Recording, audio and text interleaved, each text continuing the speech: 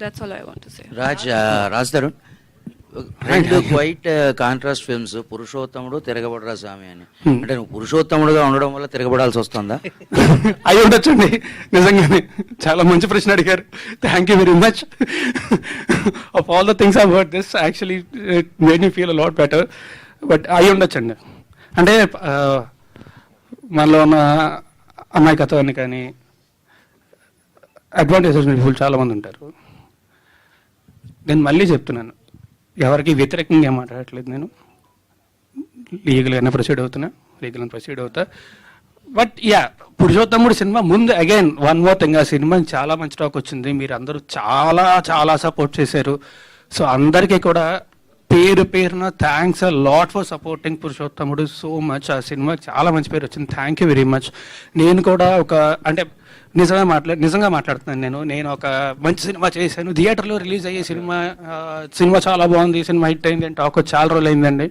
So పురుషోత్తముడు మీ అందరూ support చేసినందుకు thank you very much. Thanks a lot. ఈ తిరగబడరా స్వామి సినిమాని కూడా అలాగే సపోర్ట్ చేయాలి అండ్ మీ అందరికీ అంతే నచ్చుతుంది అని కోరుకుంటున్నా. So I hope you will like this film. But thanks a lot for supporting Purushothamudu. Thank you. మీరెందుకు ప్రమోట్ చేసుకోలేదు పురుషోత్తముడిని? మీ సినిమాని మీరెందుకు ప్రమోట్ చేసుకోలేకపోయారు?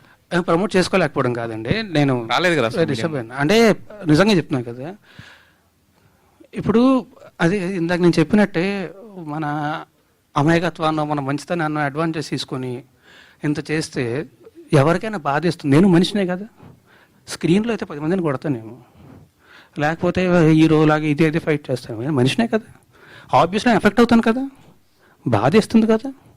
ఆ బాధతోనే కూర్చొని ఉన్నా తప్ప. అండ్ ఆల్సో నాకు వాళ్ళలాగా ఎలిగేషన్స్ చేసి మీడియా ట్రయల్స్ చేసే ఉద్దేశం అస్సలు లేదండి.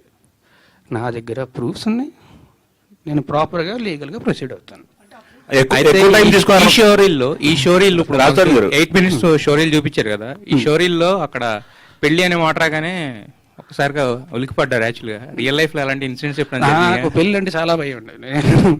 నేను ఇప్పుడే కాదు, ఇంతకు ముందు నా ఇంటర్వ్యూలు ఏవి తీసుకున్నా సరే మీరు చూస్తారు కదా, అన్ని ఇంటర్వ్యూలోనే ఉంటుంది. ఎప్పుడన్నా మీరు ఆ ప్రశ్న అడిగితే వెంటనే నేను చెప్తా, నాకు జీవితంలో పెళ్లి అనే వద్దు. ఒకవేళ పొరపాటున జరిగితే ఎప్పుడు జరుగుతా నాకు తెలియదు, కానీ నాకైతే అసలు ఇంట్రెస్టే లేదు. రియల్ లైఫ్ లో కూడా ఏం లేదు కదా, రియల్ లైఫ్ లోనే అంటున్నా, నాకు అసలు ఇంట్రెస్ట్ లేదు. రవికుమార్ ఫోటోలు చూపించండి. రవికుమార్ చౌదరి గారు, రవికుమార్ చౌదరి గారు తెలిసి వ్యక్తిగతంగా ఇక్కడ ఎవరికి వ్యక్తిగతంగా నీ మీద వ్యతిరేకత ఉండి అడగట్లేదు ఇదేమీ కూడా. ఎందుకంటే నువ్వు ఇప్పుడు దాకా మీడియా ముందుకు రాలేదు కాబట్టి, క్వశ్చన్స్ ఉండే కాబట్టి అందరిలో కూడా, సో అదంతా కూడా రిఫ్లెక్ట్ అవుతుంది అంతే.